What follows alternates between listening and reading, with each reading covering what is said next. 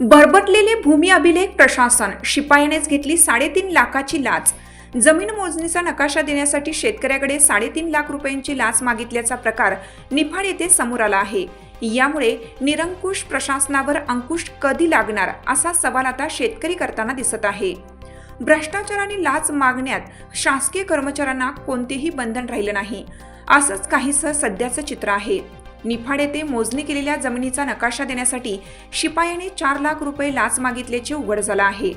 धक्कादायक म्हणजे यात वरिष्ठांच्या नावाचा वापर करण्यात आला आहे, तर फक्त शेतकऱ्याने धाडस केल्याने हा प्रकार उघड झाला।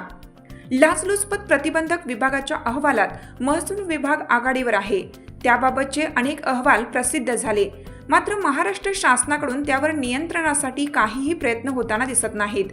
त्यातूनच लाच मागण्याचे धाडस दिवसेंदिवस वाढत आहे। निफाड नाशिक येथील उपाधीक्षक भूमी अभिलेख कार्यालयात धक्कादायक प्रकार घडला आहे।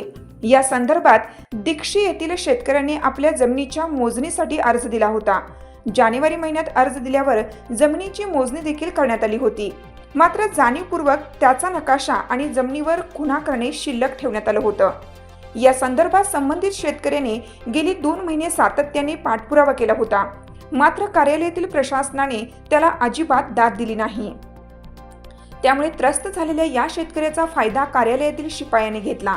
वरिष्ठ उपाधीक्षक भाबड हे आपले खास आहेत, एकाच दिवसात तुमचे काम होईल, त्यासाठी 4 लाख रुपये द्यावेत, असं कार्यालयातील शिपायाने सांगितले। शेतकरी आणि शिपाई यांच्यात तडजोडीअंती 3.5 लाख रुपये देण्याचे ठरले।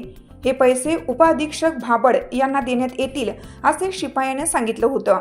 त्रस्त शेतकऱ्याने याबाबत लाचलुचपत प्रतिबंधक विभागाकडे तक्रार केली। त्यानंतर या विभागाने रचलेल्या सापळ्यात शिपाई गाडे अडकला।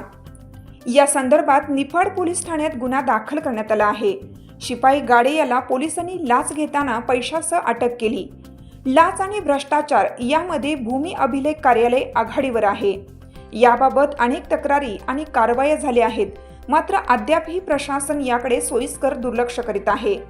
त्यात आधीच होरपळलेल्या शेतकऱ्यांची लोट होत असल्याची स्थिती आहे। याबाबत राज्य सरकार काही उपाययोजना करणार का आणि सेवा हक्क कायद्याच्या अंमलबजावणीत होणारा विलंब दूर करेल का, असा प्रश्न विचारला जात आहे। लोकमान्य न्यूजसाठी संचालक लक्ष्मीकांत शिंदे, निफाड, नाशिक।